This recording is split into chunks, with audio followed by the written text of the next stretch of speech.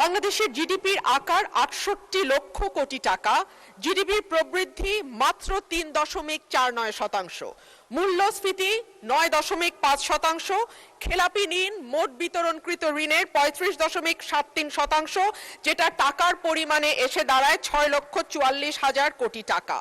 সামগ্রিক ব্যাংকিং খাতে মূলধনের পর্যাপ্ততা ঋণাত্মকে গিয়ে দাঁড়িয়েছে, সেটি এখন ঋণাত্মক ২.৬৪%। বেসরকারি খাতে ঋণের প্রবৃদ্ধি কমতে কমতে ২২% থেকে নেমে দাঁড়িয়েছে ৫%।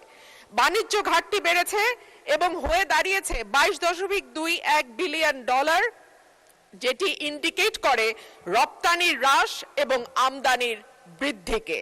আগে যেটা ছিল ২২%। মাননীয় স্পিকার, শ্বেতপত্র বলছে বাংলাদেশ থেকে গত ১৫ বছরে পাচার হয়ে গেছে $২৩৪ বিলিয়ন, অর্থাৎ বছরে প্রায় ১৪ থেকে ১৬ বিলিয়ন ডলার পাচার হয়েছে। অন্যদিকে গ্লোবাল ফাইন্যান্সিয়াল ইন্টিগ্রিটি বলছে ওভার এবং আন্ডার ইনভয়েসিং এর মাধ্যমে বছরে $৮ বিলিয়ন দেশ থেকে বাইরে গেছে। বাংলাদেশের ব্যাংককে রাজনৈতিক হাতিয়ার হিসেবে গত ১৫ বছরে ব্যবহার করা হয়েছে। যাদের দৃশ্যমান কোনো ব্যবসা নাই তাদেরকে ঋণ দেয়া হয়েছে, পরিবারের হাতে ব্যাংকগুলোকে একটির পর একটি তুলে দেয়া হয়েছে। রাজনৈতিক সিদ্ধান্তে সুদ হার ও ডলারের দাম ঠিক করা হয়েছে, ডলারের উপর চাপ কমাতে দাম ধরে রাখা হয়েছে। অন্যদিকে ১৮ থেকে ২০ বিলিয়ন ডলার এই খাত থেকে বিদেশে চলে গেছে। শেয়ার বাজার এবং কর ব্যবস্থাপনা উন্নত না হলে পুরো চাপ গিয়ে পড়বে ব্যাংক খাতের উপরে। আমরা জানি মাননীয় স্পিকার, বাংলাদেশে ঘাটতি বাজেট দেওয়ার একটি সংস্কৃতি আছে এবং এই ঘাটতি পূরণ হয় দেশের ব্যাংকগুলো থেকে ঋণ নিয়ে কিংবা বিদেশি ব্যাংক থেকে ঋণ বা অনুদানের মাধ্যমে।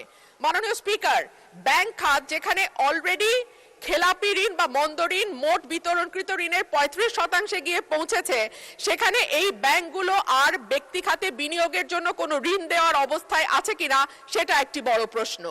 আইএমএফ সম্প্রতি জানিয়েছে যে তারা বাংলাদেশে যে ঋণের চুক্তি হয়েছিল তার পরবর্তী কিস্তিগুলো নতুন সরকারকে আর দেবে না, তারা নতুন করে চুক্তি করতে বলছে।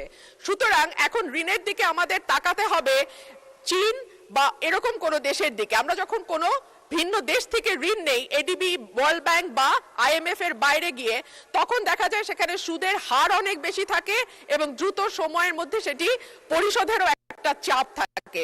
সো এই সামষ্টিক অর্থনৈতিক চাপের মধ্যে অর্থমন্ত্রী কি করে এই বাজেট বাস্তবায়ন করবেন এবং সম্পূর্ণ বাজেটে যেই টাকা তিনি চেয়েছেন পরিচালন ব্যয়ের জন্য